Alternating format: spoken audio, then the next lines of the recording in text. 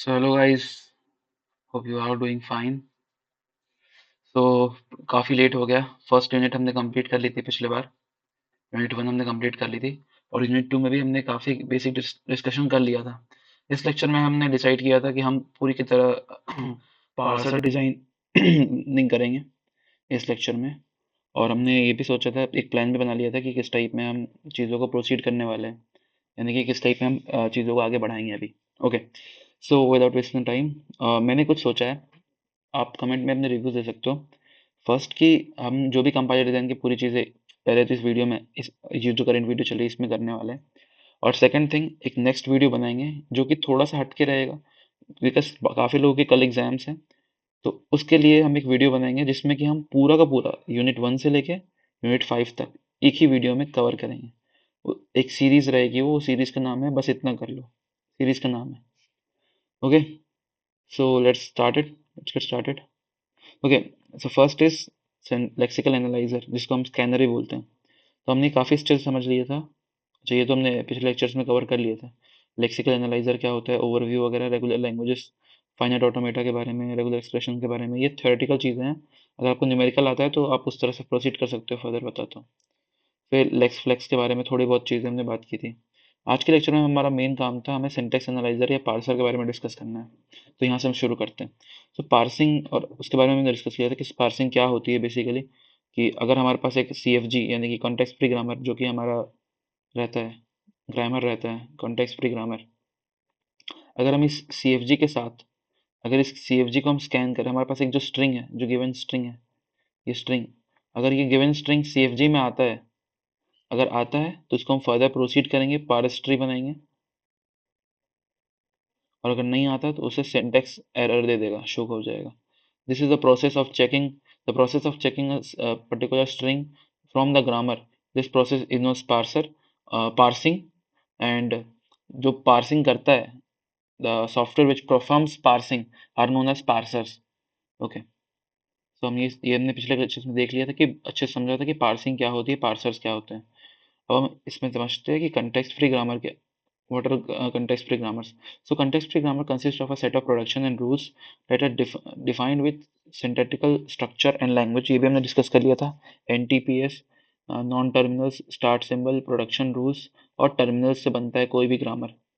फिर context free grammar की बात करते हैं। जैसे फाइनाइट ग्रामर में, जैसे रेगुलर ग्रामर होता है, रेगुलर लैंग्वेजेस होते हैं, रेगुलर एक्सप्रेशंस होते हैं, उसमें हम फाइनाइट ऑटोमेटा बनाते हैं। उसी तरह से कंटेक्स्ट फ्री ग्रामर में हम पुश डाउन ऑटोमेटा बनाते हैं।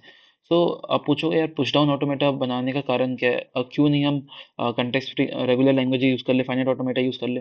पर जब हमने ओल्ड कंपाइलर जो थे हमारे, जो ओल्ड कंपाइलर्स जो थे, पहले कंपाइलर्स थे, उसमें अभी भी फाइनाइट ऑटोमेटा यूज़ होती है, यानी कि रेगुलर लैंग्वेजेस यूज़ होती है। पर जैसे जैसे हम अपने कंपाइलर्स को इम्प्रूव करते चले गए, उसको एडवांस करते चले गए, तो हमारा हमारा सिर्फ रेगुलर लैंग्वेज से हम थोड़ा उससे और पावरफुल मशीन बनाना चाहते थे। So we all know that कि push down automata, PDA is more powerful than finite automata.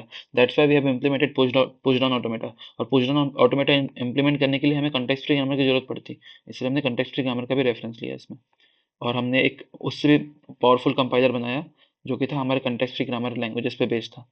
तो पुश डाउन ऑटोमेटा थोड़ा समझ लेते हैं। Push down automata is a computational model that uses a stack to produce context free languages. Okay, एक stack इसमें लगता है, कुछ इस टाइप में इसका स्ट्रक्चर होता है।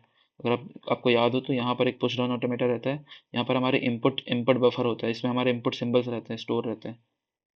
इस टाइप में कुछ इनपुट बफर रहता है ये।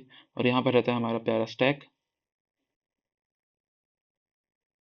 इसमें एक डॉलर साइन रहता है।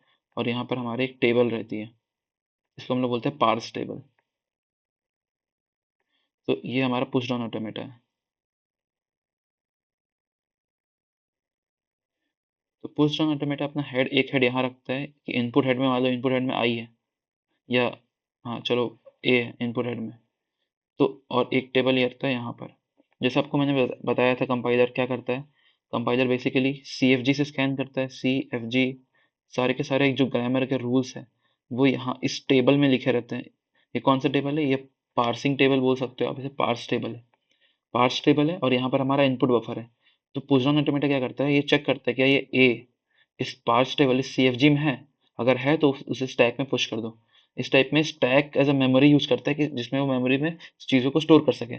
तो पुश डाउन ऑटोमेटा क्यों पावरफुल है, क्योंकि वो स्टैक यूज करता है। फाइनाइट ऑटोमेटा के पास खुद का मेमोरी एलिमेंट नहीं होता, उसको खुद से स्टोर नहीं कर सकते, इसलिए वो स्टैक नहीं, वो कोई भी मेमोरी यूज नहीं करता है। पर पुश डाउन ऑटोमेटा उससे पावरफुल है, इसलिए that for push down automata uses a stack in the computational model. तो push down automata consist of state symbol, ठीक है, ये सब चीज़ थ्योरेटिकल चीज़ें हैं। Push down automata can handle recursion and nested structures भी हैंडल कर लेता है and makes them suitable for parsing context free grammars. Okay, अब हम बात करते हैं पार्सिंग टेक्निक्स की, कि अभी तक हमने देखा कि पार्सिंग क्या होती है, पार्सिंग में हमने कॉन्टेक्स्ट फ्री ग्रामर समझा और पुश डाउन ऑटोमेटा समझा। पार्सिंग टेक्निक्स कितने तरह के होते हैं? पार्सिंग टेक्निक्स मतलब सिंपली, जैसे मैंने आपको बताया ना आपको, कि कॉन्टेक्स्ट फ्री ग्रामर से चेक करना कि जो स्ट्रिंग है उसका ये पार्ट है या नहीं। इसके भी चेक करने के भी अलग अलग मेथड्स होते हैं, डिपेंडिंग अपॉन आपको कौन सा मेथड चुनना है, उस मेथड को आप यूज़ कर सकते हो। तो first is top down. Mainly दो होते हैं, top down parsing and bottom up parsing. Okay, top down parsing and bottom up parsing क्या होता है? Basically top down parsing starts from starting symbol and attempts to derive string expanding on the user production. Basically top down parsing difference मैंने भी पिछले lecture में दिखा दिया था आपको। टॉप डाउन पार्सिंग क्या होती है?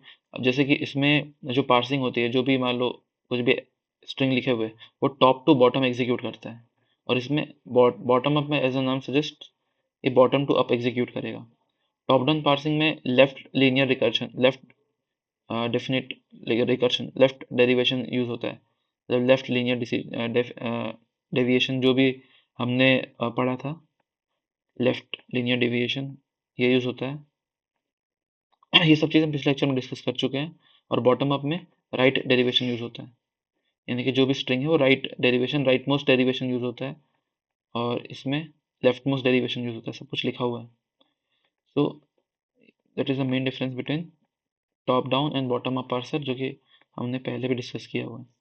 तो यहाँ पर हम क्या डिस्कस करने वाले हैं, इसके टेक्निक्स। टॉप डाउन पार्सर के भी टेक्निक्स होते हैं। First is LL1 parser. LL1 दो एल है, एक L stand first L stands for left to right scanning, और दूसरा L stand for left most derivation. तो फर्स्ट अपना टॉप डाउन पार्सर का फर्स्ट जो हमारा हमें पढ़ना है वो LL1 पार्सर। ओके, और one stands for one look ahead. Okay, so LL1 क्या करता है? Basically LL1 requires a grammar to free left recursion and ambiguity. ये पार्स टेबल बनाते हैं और स्टैक वगैरह डेडिकेट करते हैं हम लोग इसमें, और प्रेडिक्टिव पार्सर भी बोलते हैं LL1 को।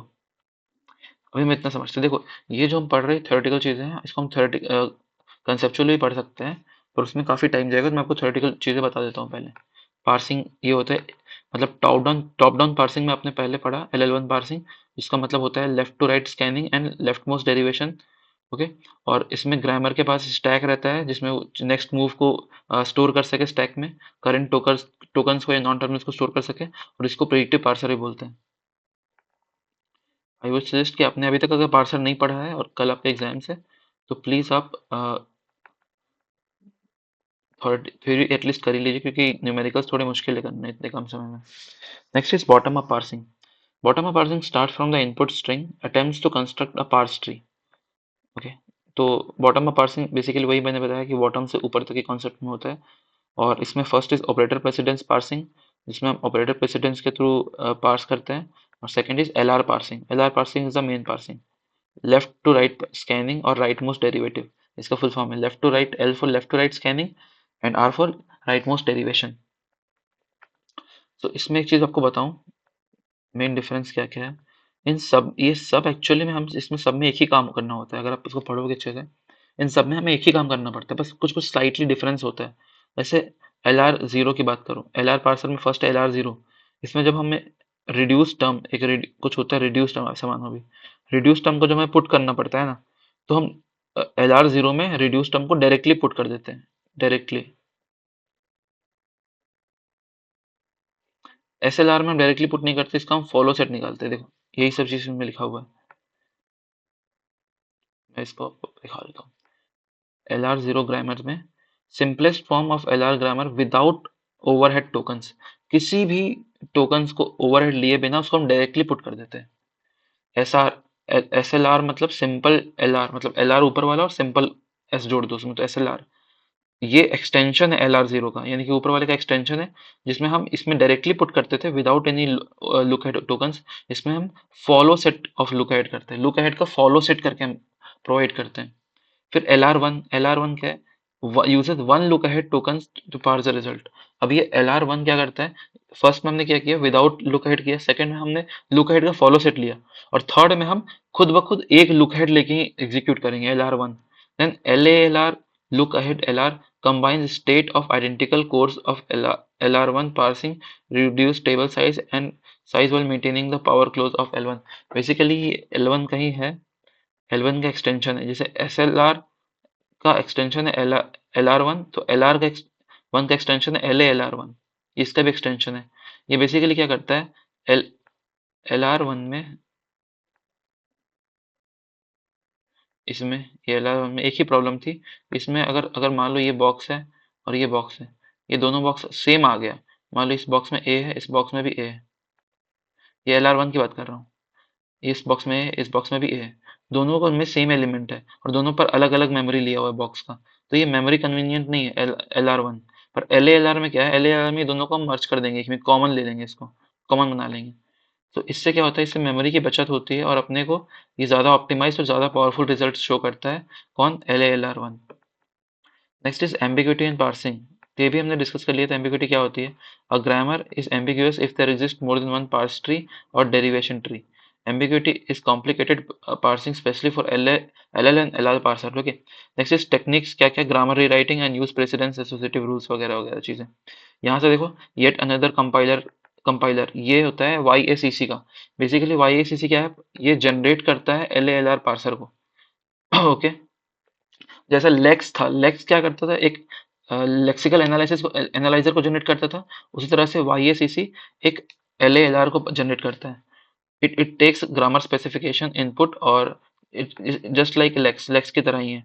बाइसन क्या है, Bison is enhanced version of LACC, part of GNU। LACC आप याद करोगे, हम C++ में अपने GCC कंपाइलर यूज करते हैं, just like GCC compiler LACC भी उसी टाइप में है। Next is supports additional feature like better error handling and compatibility with modern systems।